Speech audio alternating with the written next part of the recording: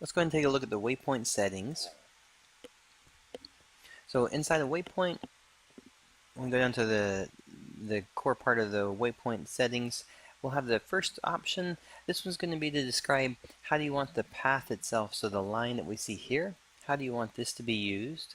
So as a for instance, do you want this to be shown in-game or not? So we could just hide the whole thing, or we may just want it not shown in editor, but we do want it shown in-game.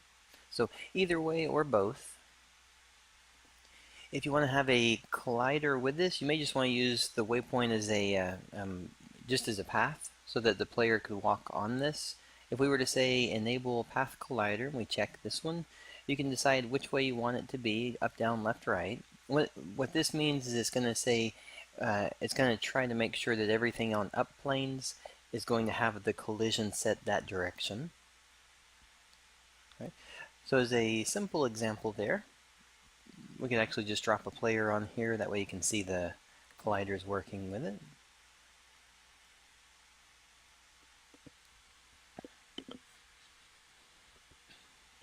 So this one, now the player will be able to actually move on this as well.